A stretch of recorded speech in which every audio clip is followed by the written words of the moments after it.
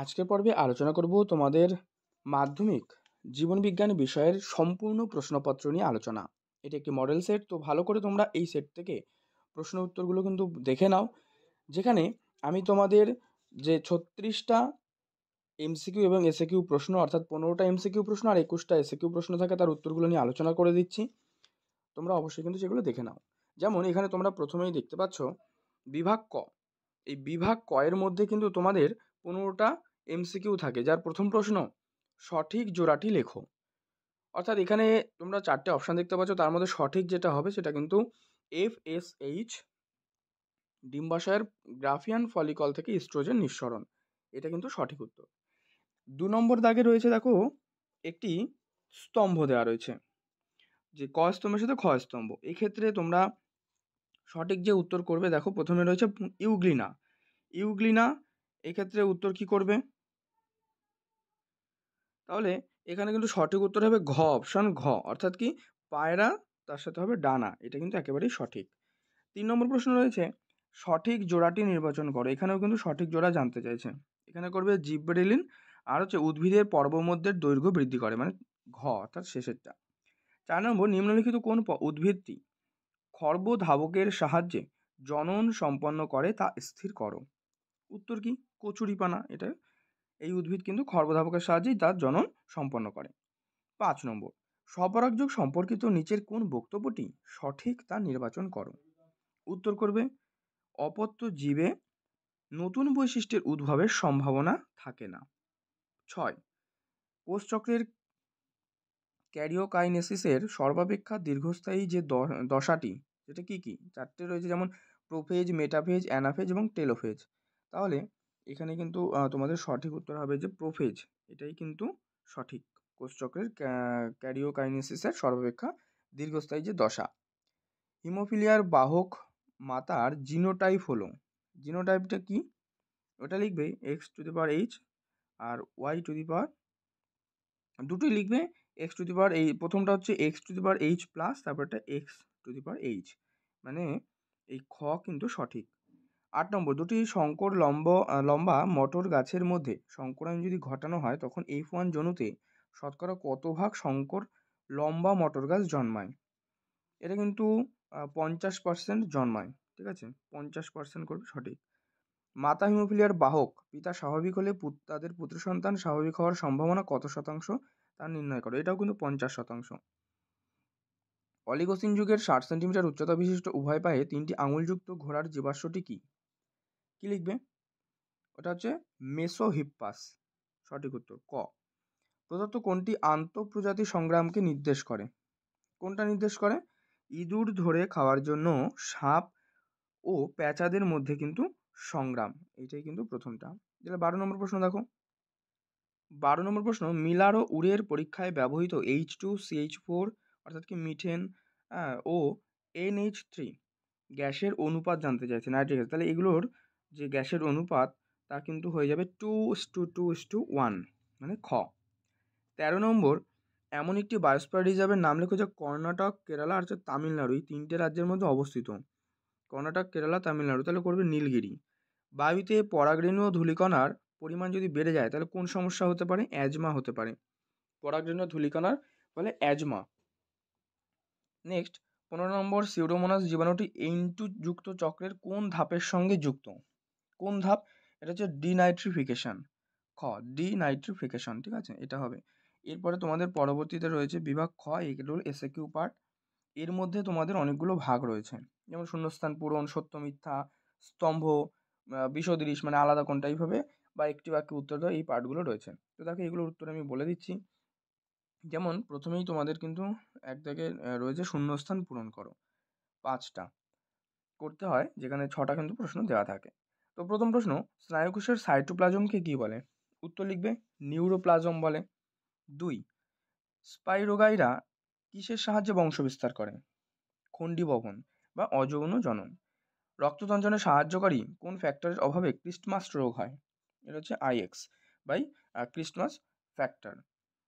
অঙ্গের ব্যবহার ও অব্যবহার হলো কোন বাদের সঙ্গে সম্পর্কিত? ল্যামার্ক বাদ। 5 কি নামক উদ্ভিদের পরাগরেণু হাঁপানির জন্য দায়ী? এটা পার্থেনিয়াম। ঠিক আছে, পার্থেনিয়ামটা কিন্তু নামক যে উদ্ভিদ রয়েছে তার পরাগরেণু হাঁপানির জন্য কিন্তু দায়ী। 6. মৌমাছির বার্তা আদান প্রদান হলো কোন ঘটিত অভিযোজন? এটা হচ্ছে আচরণ ঘটিত অভিযোজন। তাহলে তোমাদের এই 6টা কমপ্লিট হলো। আর আজকের পর্ব তোমার বন্ধুদের মধ্যে কিন্তু শেয়ার করে দিও অবশ্যই। চ্যানেলে নতুন হলে চ্যানেলটি সাবস্ক্রাইব করে কিন্তু পাশের বেল বাটনটি অল করে রেখো। এরপরে তোমাদের যেটা পাবে সেটা হচ্ছে সত্য মিথ্যা। তো সত্য মিথ্যাও এখানে 5টা। যেমন দেখো প্রথম প্রশ্ন, মানুষের বার্ধক্য দশায় সর্বাধিক বৃদ্ধি ঘটে কিসের? এটা কিন্তু সর্বাধিক বৃদ্ধি ঘটে, এটা কিন্তু হয়ে যাবে মিথ্যা, তার মানে এটা ভুল। 2, 8 নম্বর যেটা রয়েছে, জলপরাগী ফুল বর্ণহীন ও গন্ধহীন হলেও উজ্জ্বল হয়, এটাও কিন্তু হয়ে যাবে মিথ্যা। 3, প্রাকৃতিক নির্বাচন মতবাদ ডারউইন দ্বারা প্রবর্তিত, এটা হয়ে যাবে সত্য। তার নেক্সট রয়েছে, জিনের হঠাৎ স্থায়ী ও বৃহৎ পরিবর্তনকে মিউটেশন বলে, সঠিক। N2O হলো একটি গ্রিনহাউস গ্যাস, এটাও কিন্তু সত্য।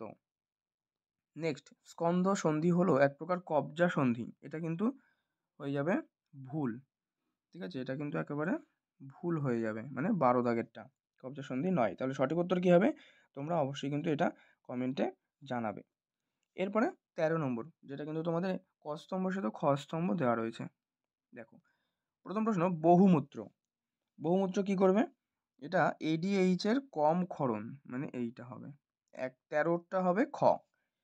14 নম্বর প্রশ্ন দেখো, দেওয়া রয়েছে মেন্ডেলের দ্বিতীয় সূত্র। মেন্ডেলের দ্বিতীয় সূত্র কোনটা? এটা হচ্ছে স্বাধীন সঞ্চারণ সূত্র, মানে 14 গ। 15, ক্যান্সার। ক্যান্সার কি হবে? কার্সিনোজেন, 15 হবে কিন্তু ক। ঠিক আছে। 16, পিবিআর। পিবিআর কি করবে? স্থানীয় জীববৈচিত্র্য সম্বন্ধীয় প্রামাণ্য নথি, এটা হচ্ছে পিবিআর। এরপরে স্বাভাবিক পুরুষ, এটা করবে কি? স্বাভাবিক পুরুষ চলে যাবে 44A প্লাস XY, এটি কিন্তু হয়ে যাবে 17 নম্বর। ঠিক আছে। এরপরে 18 নম্বর, থাইমিন। থাইমিন কি করবে? এটা করবে পিরিডিনযুক্ত ক্ষার, পিরিডিনযুক্ত ক্ষার মানে চ। 18 হয়ে যাবে কিন্তু চ। এরপরে 19 নম্বর প্রশ্ন, চলো দেখো এখানে বলছে বিষদৃশ কোনটা, এটা জানতে চাইছে। একটু দুটি শব্দের উত্তর দাও এবং বিষদৃশ কোনটা তা নির্ণয় করো। তো তার প্রথম প্রশ্ন, ACTH, TRH, STH এবং TSH, এর মধ্যে সঠিক যেটা হবে TRH। TRH এটা কিন্তু একেবারেই আলাদা। 20 নম্বর প্রশ্ন, পিতবিন্দু কি? দেখো পিতবিন্দুটা লিখবে যে রেটিনার কেন্দ্রস্থলে তারারন্ধ্রের বিপরীতে। ঠিক আছে, কেবল কোন অংশ বা কোনো কোষ সম্বলিত হলুদ বর্ণের যে অবতল অংশ, যেখানে কিন্তু স্পষ্ট প্রতিবিম্ব গঠিত হয়, তাকেই পিতবিন্দু বলে। 21, একটা শব্দ জোড় দেওয়া রয়েছে, প্রথম জোড়ের সাথে সম্পর্ক বুঝে দ্বিতীয় জোড়টা লিখতে হবে। যেমন হাইড্রা, তার সাথে হচ্ছে বাডিং, তাহলে কিসের সাথে খণ্ডীভবনের মিল রয়েছে? খণ্ডীভবনের মিল রয়েছে কিন্তু স্পাইরোগাইরা, স্পাইরোগাইরা খণ্ডীভবন। 22 নম্বর প্রশ্ন দেখো, 22 নম্বর প্রশ্ন, একটি হোমোজাইগাস জেনোটাইপের উদাহরণ দাও। কি লিখবে? দুটো ক্যাপিটাল টি স্ল্যাশ দুটো স্মল টি। ওকে। 23 নম্বর প্রশ্ন, মেন্ডেলের সফলতার একটা কারণ, খুবই সহজ, লিখবে যে মটর গাছের বিপরীত লক্ষণগুলি স্পষ্ট এবং শুদ্ধ অবস্থায় ছিল, বা লিখতে পারো অন্য কোনো উপযুক্ত উত্তরও তোমরা লিখতে পারো, এটা আমি একটা বলে দিলাম। এছাড়া যেগুলো রয়েছে তোমরা সেগুলো কিন্তু লিখতে পারো। 24, মানবদেহে একটি নিষ্ক্রিয় অঙ্গের নাম, অ্যাপেন্ডিক্স। এছাড়া আরও অনেক রয়েছে, আমি এই উত্তরটা বললাম, তোমরা এছাড়াও লিখতে পারো। 25, নিচে 4টে বিষয় দেওয়া রয়েছে, 3টে একটি বিষয়ের অন্তর্গত, তো সেই বিষয়টি খুঁজে বার করো। ঠিক আছে, তাহলে একটি অন্য বিষয়, তাহলে কি হবে? এখানে উত্তর করবে কিন্তু ex-situ সংরক্ষণ, ex-situ সংরক্ষণ। 26, JFM এর মুখ্য একটি উদ্দেশ্য। দেখো JFM এর ফুল ফর্মটা তোমরা কমেন্টে লেখো। আর এর যে উদ্দেশ্য রয়েছে, ভারত সরকার স্বীকৃত সরকারি ও স্থানীয় মানুষের যৌথ উদ্যোগে কিন্তু স্থানীয় বনজ সম্পদের সুপরিচালন ব্যবস্থাই হলো JFM এর মূল উদ্দেশ্য। এটা তোমাদের যা কমপ্লিট। এরপরে তোমাদের বিভাগ গ থাকে, এই গ বিভাগের মধ্যে 2 মার্কসের কোয়েশ্চেন থাকে। ঠিক আছে, গ বিভাগে কিন্তু 2 মার্কসের কোয়েশ্চেনগুলো থাকে, সেখানে করতে হয় তোমাদের 17টা প্রশ্ন দেওয়া থাকে, যার মধ্যে 12টা প্রশ্ন কিন্তু করতে হয়। তাই প্রশ্নগুলো তোমরা দেখে নাও, এই প্রশ্নগুলো একবার ভালো করে প্র্যাকটিস করে নিও।